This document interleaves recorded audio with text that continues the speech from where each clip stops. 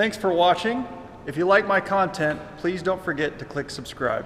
I definitely screwed something up because underneath the car there was some oil there this morning. I figured there would be. I'm really hoping maybe I just kind of rubbed a hose or something like that, but I don't know what kind of hose would be underneath the car that would do that. So I'm a little nervous to get the car up in the air, but I've got to do it and check it out and see what the heck it is. So I've got the car here. This is actually the first time I'm ever going to be using the air jacks, and I've never done it before, so that's a learning lesson right there too. Maybe I'll screw something else up. Hopefully not. But I've got my air tank right here. The hose just goes and clicks back here. It's got a regulator on it and stuff, and then you just increase the pressure until the car lifts off the ground. It takes about 500 psi. But I'm pretty excited to be able to tinker with the car. You know, it's winter time, and there's quite a few little things I want to do. I actually had to fix the cool shirt unit. The pump inside the cool shirt box took a crap, mainly because I had both the box and the blower on the same switch. And one day I had the box empty, didn't have any water in it, and the pump ran dry. So I replaced the pump. I have one of these dual flow controllers. I just didn't install it because I forgot to take it to the guys out there, and they just hooked it up to one switch. So I'm going to install this so that I have a dual switch system, so I'm not going to end up running this when there's no water in it again. We got the Scooteria right here under a cover. Got the 458. Gonna get her off the ground and wish me luck. So just to give you a quick rundown of the things that you need to operate the 458. You know, you need a bottle of nitrogen to be able to pressurize the system for the air jacks to go up and down. You need a high pressure air hose. You need the wheel nut removal tool. You need the air wand right here. And this is the VCI computer. This thing's about, I think it was like $14,000 or something like that online. Pretty spendy, but that's the tool to be able to communicate with the car. So you need all these things. This is a huge breaker bar to be able to break loose the nuts, and then the wheel nuts have to be torqued to like 440 foot-pounds. So you know, there's quite a bit to operate the car, but it's really not that bad. You know, GT3 cars, GT4 cars, there's a lot more to them. This is this car is a lot more like a stock 458 that just got turned into a race car from the factory. It still has a VIN number on it and everything like that, so it's not street legal. There's not really a way to make them street legal, and quite honestly, even if you could, it would be impossible to drive this car on the street with how absolutely low it is. You would get high centered on any speed bump out there. The front nose is way too low to the ground. There would just be way too many issues trying to drive this car on the street. One of the other things you really need is a couple sets of wheels. I've got 3 sets of wheels with this car, and if you don't have a couple sets of wheels, then you know you're just kind of pushing yourself to where you're going to have to be changing tires, you know, on the same wheels and taking them off and doing all that stuff. So it's nice to have a couple sets of wheels to be able to get through a race weekend. These Pirellis actually last quite a long time. You could probably get through a whole race weekend on them if that's what you wanted to do. You wouldn't be as competitive the second day racing on them, but they last quite a while on this car. The hand cooks I found definitely do not last as long as the Pirellis. But you know, when they're brand new, the hand cooks are almost just as fast. And amazingly, yesterday I put a brand new Pirelli, a 305 Pirelli, next to the 300 hand cook, and the hand cook was way wider on the rear tire than the Pirelli is, which was shocking. But the Pirelli is a faster tire by at least 2 seconds, and they last longer and they feel better throughout the whole life of the car. So I would recommend running the Pirellis on this car if you can get your hands on them, but they're quite expensive. So I've never actually done this before. This is the wand that connects back here to the car. And this wand is proprietary to Ferrari. I guess there's 2 other brands. I don't remember the names of them, but neither one of them work. It's just this one and this one only. So I believe you just put it down here. Like so. Connect the air hose.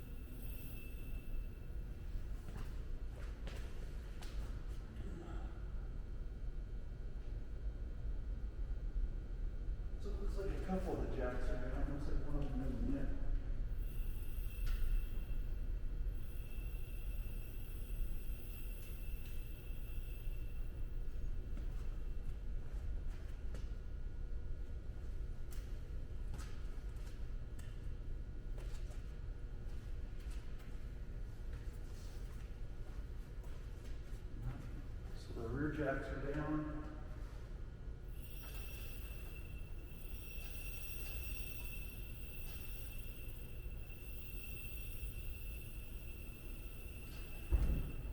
So it's 400 psi to be able to get the car up. Wow. That's pretty cool. Somehow it looks like I actually need to roll the car further back. So I don't know how I relieve this pressure.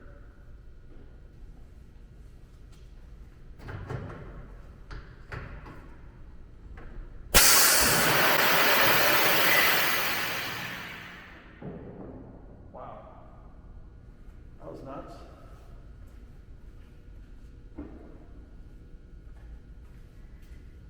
I guess I learned something new every day.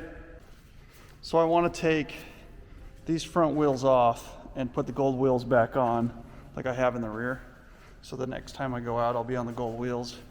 I was hoping to take these wheels and maybe powder coat them or do something like that with these as well.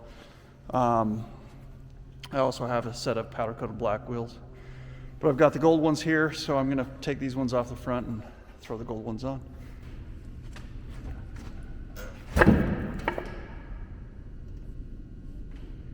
Generally, I have a good set of wheel chocks, and I can't find the damn thing, so I'm going to have to find some to be able to chock both sides of this wheel so it doesn't roll. It's literally twisting underneath the pressure that I'm putting on it to be able to try to break it because it's set at 450 foot-pounds, so this is going to be interesting. So I've got the Ferrari off the ground, figured out how to use the air jacks, and was able to lift the car up and then get the lift under the mounting points and get the car up in the air. So I'm going to get the car all the way up in the air, take the under trays off, check it all out.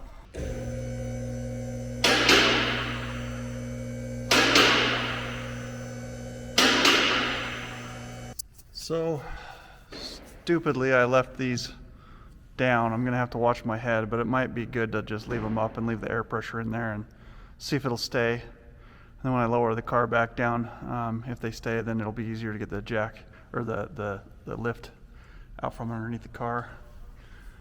But I just need to get this under tray off right here, check everything out.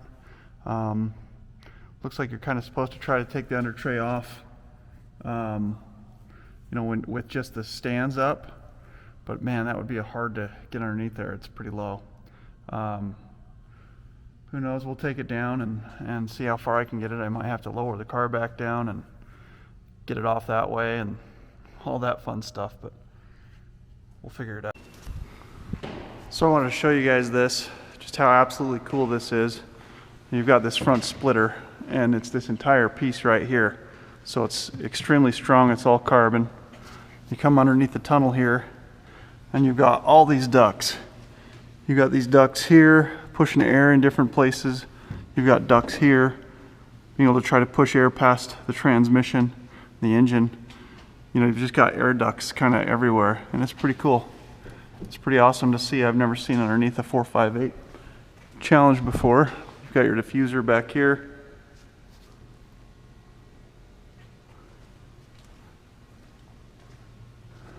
It's pretty awesome. Look at that, we've got air ducts right here. You got your ducts right here for the brake cooling.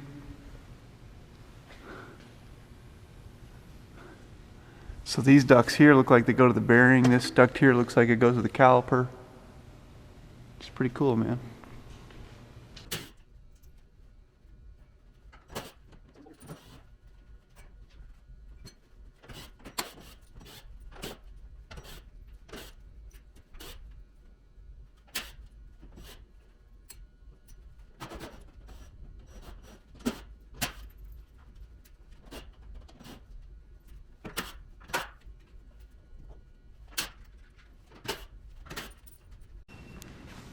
Alright guys, so I was able to get the under tray off.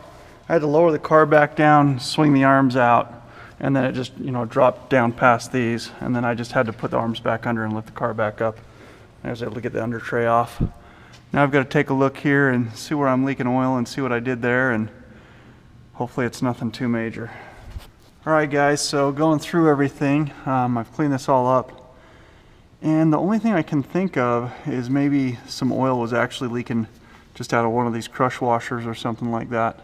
Because I definitely didn't, there's nothing here that I could have scraped or anything that could have, like a hose that got broken or anything like that. So I'm thinking that there might just be a crush washer that didn't get tightened all the way down, and everything else looks really good. This car only has like 6,000 miles on it, so it's a pretty low mileage challenge car.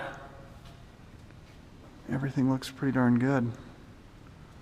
So I'm just going to leave it sit here for a while and see if some oil starts kind of dripping somewhere, and then I can have a better idea of what it might be. But it was definitely coming from this area, which is where the main oil fill plugs are.